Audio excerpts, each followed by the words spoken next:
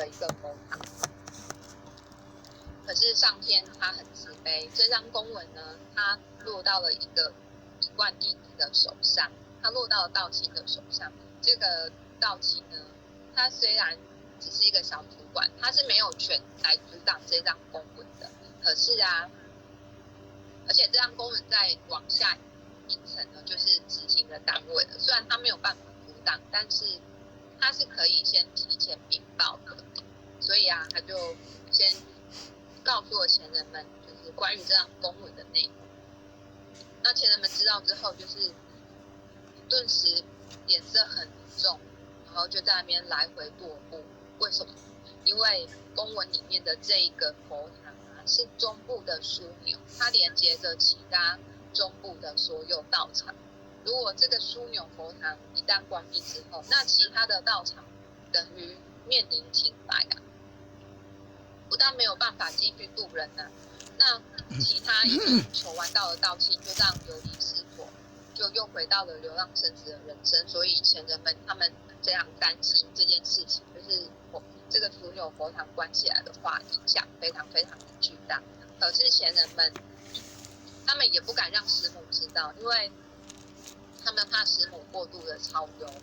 可是师母会只担心，他看前人们各个眉头深锁，早就知道事情不单纯。那所以他就一直追问前人说，到底是什么事情让你们这样子眉头深锁？所以前人们还是把佛堂即将关闭的事全部都讲出来了。师母听完之后，长长叹了一口气，就说：“我知道了，只有恳求老母慈悲了。”那就在那个晚上，师母她在佛堂燃起了一炉的檀香。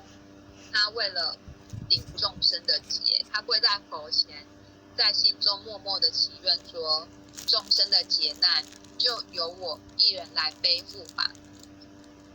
各位贤贤，不好意思，后学的背成语。好，那师母啊，她这个就凭着自己一个小小的身体，但是呢，她却有非常慈悲、非常壮大的愿力。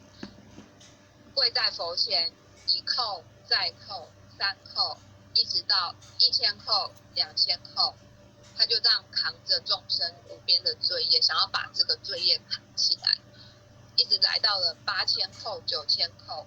这师母的每一个叩首都是非常铿锵有力的叩的回响哦。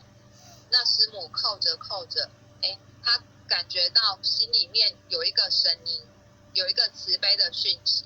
他知道上天已经允诺他的恳求了，就让师母叩完了1万叩首。那时候叩完1万叩首，他其实已经站不太起来了，而且他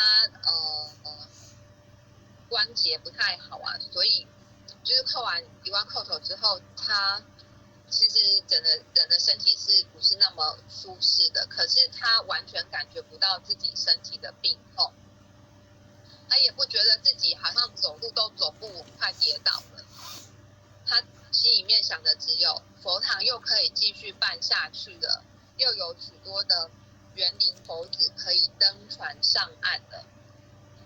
最后呢，这个公文他没有下达，佛堂也没有被查禁哦，反而是相关单位来做了一番正面的了解，确定说，佛堂并不像公文里面说的那样子，说是邪教啊，所以就解除了这张公文的禁令。那正当前人们啊就非常开心、欢天喜地的来跟师母禀报的时候，师母听到之后也只是淡淡的一笑说：“没事就好。”那当全部的人都在啧啧称奇这件事情的时候啊，那只有师母啊，随身服侍师母的前人，他在旁边，他知道一切，他就眼角的泪就这样忍不住落了下来。因为啊，只有随侍在师母旁边的前人，他知道说，这一切不是奇迹啊，而是师母的1万叩首求来的，1万叩首感动的天地神明求来的。